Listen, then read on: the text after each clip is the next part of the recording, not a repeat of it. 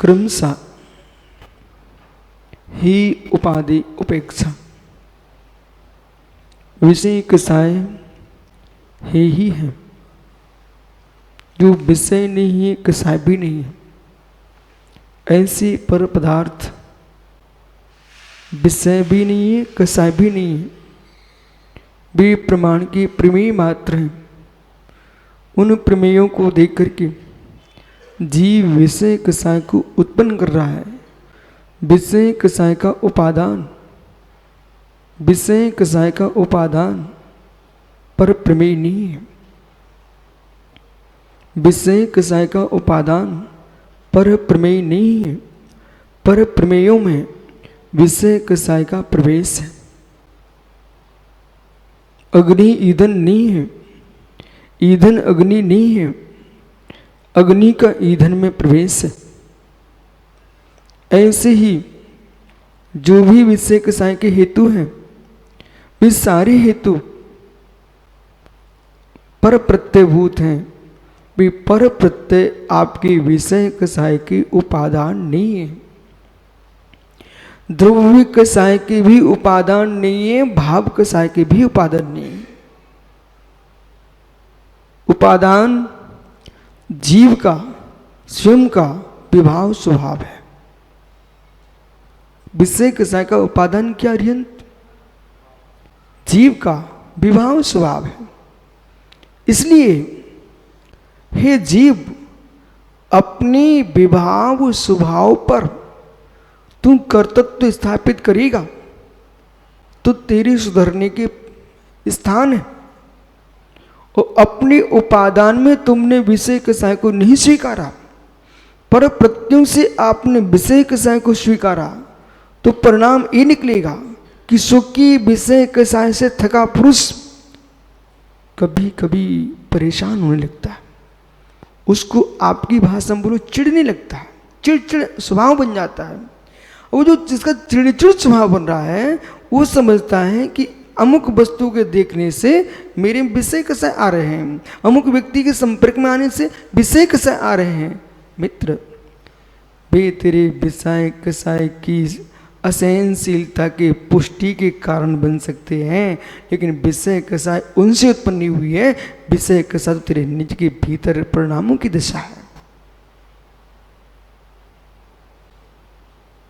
किसी भी पुरुष में स्त्री से विषय नहीं सताता, किसी पुरुष में स्त्री के अंदर विषय नहीं सताता है। स्त्री पुरुष का विषय कसाय स्वका स्वाधीन परिणाम है, विभाव धर्म है। वो तुम्हारी कसायों के विषयों के उपशमन के साधन तुम देख रहे हो, परंतु वे कसाय उनमें नहीं है, विषय उनमें नहीं है। परकीय भेद कर्म का कारण नहीं बन सकता।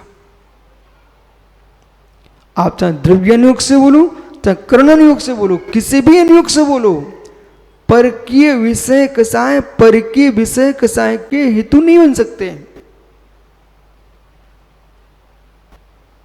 सुखी परिणाम का ही परिणाम है, सुखी परिणाम का ही परिणाम है।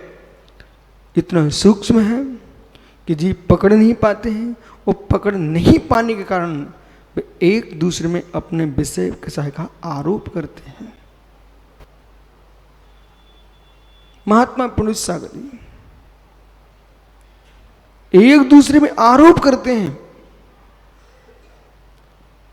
तो आरोप करने से उपचार तो लग जाएगा, उपादान नहीं लगेगा।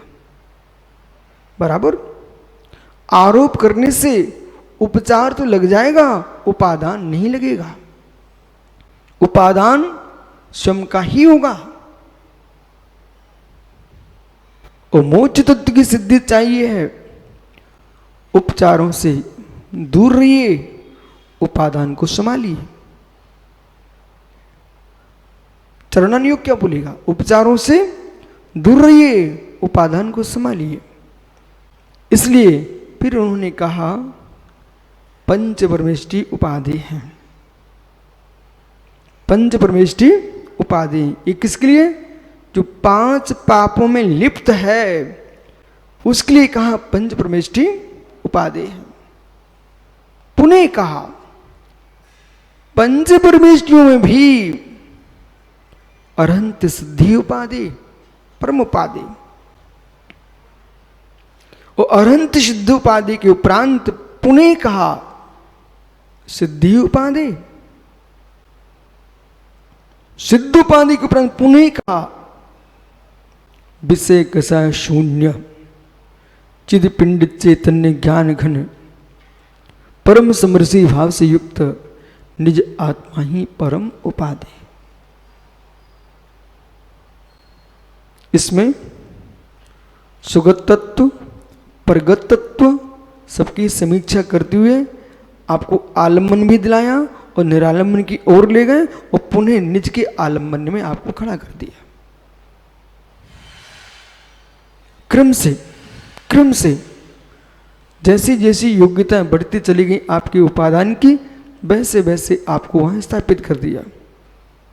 अब यहां पर ऐसा कौन सा प्रसंग आ गया जो कोई यूं पुरुष कहे कि मुझे देव सा गुरु से दूर कर दिया? नहीं किया। ये तो अरिहंत लोग गलत सोच है। द्रव्यान योग देव सा गुरु से अलग करने की बात ही नहीं करता। यदि बात देव सा गुरु से हटने की कर दी ना तो कुनय हो जाएगा, द्रव्यों का भास हो जाएगा। समझना ध्यान से, बहुत गहरे में जाइए।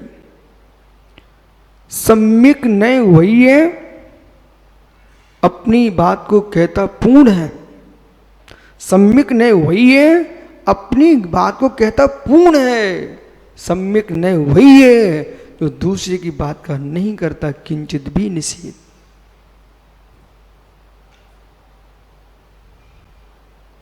निषेध नहीं करता, एक ने दूसरे ने का निषेध नहीं करता, निरपेक्ष नहीं होता, सापेक्ष रहता है। वो सापेक्ष इसलिए सुना है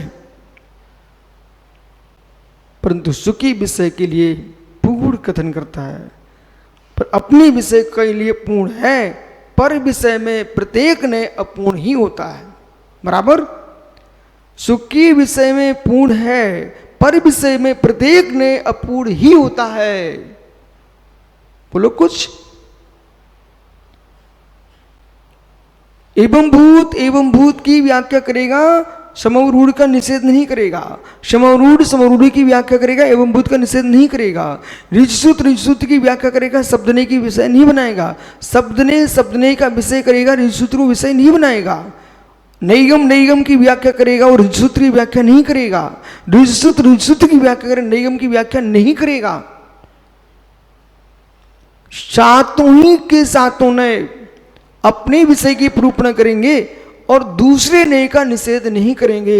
यदि निषेध कर दिया मतलब नैगम ने जो विषय बनाया है अपना विषय बनाएगा, लेकिन संग्रह ने का निषेध नहीं कर पाएगा।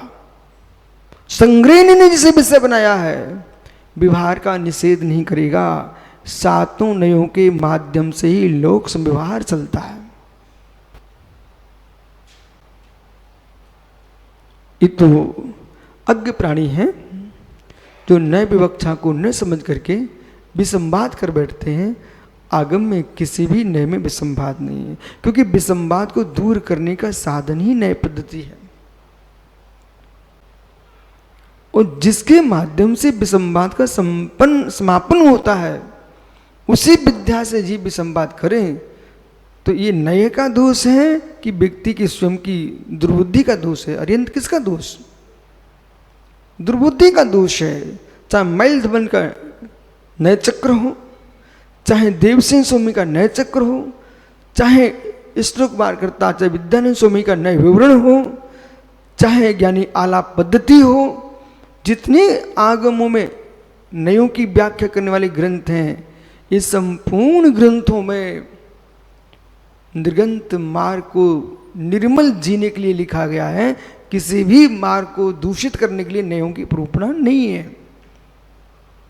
और अगला प्रश्न है, नए कथन शैली है अरिहंत आप जैसे विद्वानों को समझना चाहिए, नए कथन शैली ही है कि जैसी कथन शैली वैसी वस्तु है।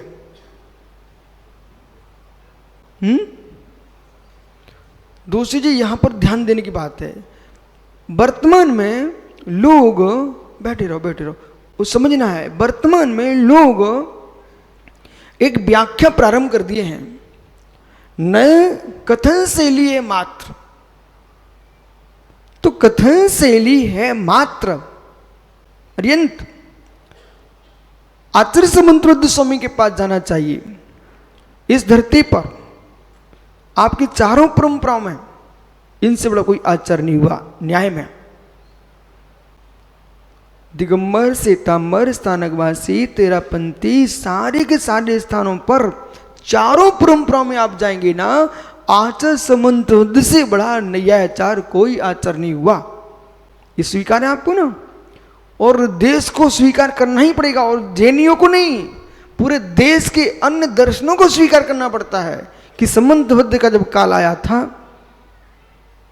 वे नैयाचार ही नहीं थे, मांत्रिक भी थे, मांत्रिक भी नहीं थे, आयुर्वेदाचार्य भी थे, तांत्रिक भी थे, बहुत बड़े आचार्य हुए हैं जिनकी प्रज्ञा कितनी विराट थी। नमस्कार नहीं झेल पाए लोग, चंद्रप्रभु स्वामी प्रकट कर ली उन्होंने। आइए, वे समंतरुद्ध स्वामी एक शब्द का प्रयोग करते हैं, नई की व्याख्या करते करते ये ध्यान रखना चाहिए, कहीं हम व्याख्या करते समय सांख्य तो नहीं हो रहे हैं, बौद्ध तो नहीं हो रहे हैं, नैयायिक तो नहीं हो रहे हैं, चारवाक तो नहीं हो रहे, वैशेषिक तो नहीं हो रहे हैं, जैमिनी प्रभाकर भट्ट की ओर तो नहीं जा रहा है हमारा लक्ष्य। नए, सुनना भैया, नए कथन शैली है, नए कथन पद्धति है, न कि वस्तु व्यवस्था। ये ठीक कह रहा हूं? नए कथन शैली है, न कि वस्तु व्यवस्था। ऐसा एकांत नहीं है, ऐसा एकांत नहीं है। प्रश्न यह है, जो वाह्यार्थ को नहीं मानता वो कह सकता कथन शैली है मात्र, शब्द मात्र है। जो बाह्यार्थ को नहीं मानता वो ज्ञान की अद्वैत धारा को एकांत से मानता है, वो कह सकता है कि नए कथन शैली है मात्र, प्रूपणा है मात्र, प्रूपणा करने की पद्धति है मात्र। ये वही कह पाएगा जो व्यक्ति बाह्यार्थ को नहीं जानता, नहीं मानता। बाह्यार्थ को मान लेंगे तो शब्द अद्वैत नहीं बचेगा, ठीक है? बाह्यार्थ को मान लेंगे तो शब्द अद्वैत नहीं बचेगा। बाह्यार्थ को मान लेंगे तो फिर शब्द अद्वैत ही नहीं, शब्द अद्वैत ही नहीं, ज्ञान अद्वैत भी नहीं बचेगा। शब्द अद्वैत अलग है और ज्ञान अद्वैत अलग है, और ब्रह्म अद्वैत अलग है। ब्रह्म अद्वैत का सिद्धांत भिन्न है, शब्द अद्वैत का सिद्धांत भिन्न है, और विज्ञान अद्वैत का सिद्धांत भिन्न है। समझ में आ रहा है? शब्द अद्वैतवादी लोक को कल्पना मात मानता है, पदार्थों को कल्पना मात मानता है। जो कुछ है सब शब्द का ही प्रमाण है, अर्थ बाह्य में कोई नहीं है, ये मात्र भ्रम है। ऐसा कौन बोलता है? शब्द अद्वैतवादी। विज्ञान अद्वैतवादी कहता है ये हमारे ज्ञान का गेय बन रहा है, ज्ञान गेय का प्रमाण, ज्ञान में ही गेयपना है, ज्ञान में ही गेयपना है, बाह्य में कोई पदार्थ नहीं है, वो तो ज्ञान में ही ज्ञान का प्रमाण चल रहा है। हम ज्ञान में ज्ञान का प्रमाण मानते हैं अनेकांत दृष्टि से, लेकिन ज्ञान में ज्ञान के प्रमाण के साथ बाह्य गेय को भी मानते हैं। ब्रह्मद्वैतवादी कहता है सत्ताद्वैतवादी, जो कुछ है ईश्वर की सत्ता है, उनकी दृष्टि में सब ईश्वर सत्ता में समाविष्ट है। लेकिन आचार्य समंतबद्ध स्वामी कहते अरियंत अर्यंत शब्द बोला है, तो आप उन्मत्त पुरुष हो क्या, पागल पुरुष हो क्या, क्यों बोला, क्या उद्देश्य? अर्यंत शब्द बोला है, क्या उद्देश्य? बोलो अर्यंत, अर्यंत शब्द बोला क्यों? अर्यंत क्यों? नाम निक्षेप से, स्थापना निक्षेप से, द्रव्य निक्षेप से, भाव निक्षेप से, 4 निक्षेप में अर्यंत लगाइए आप।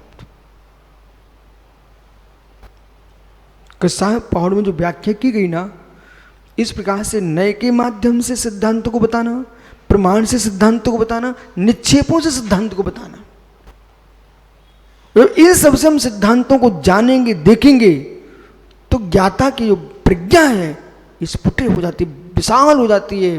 तब कन्नू भैया जो इस प्रज्ञा का आनंद लुटेगा ना, उसे कभी एकांत कक्ष में घुटन नहीं हो सकती।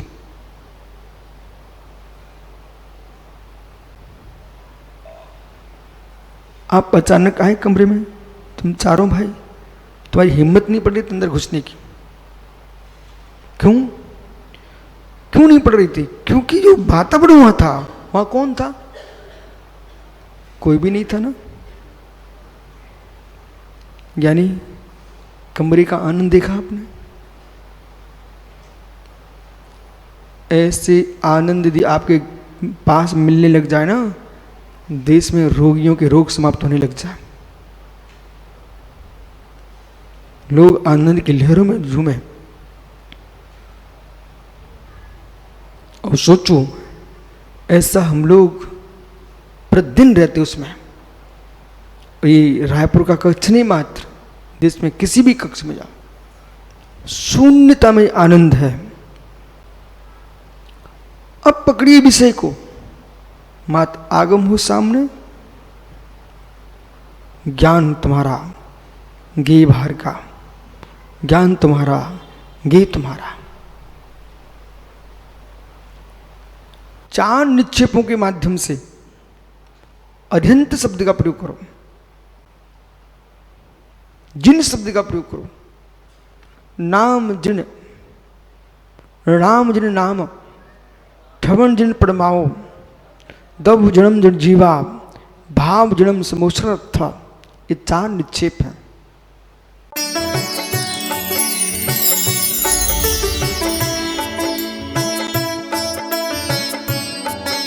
सुनो विद्यासागर की रचना जो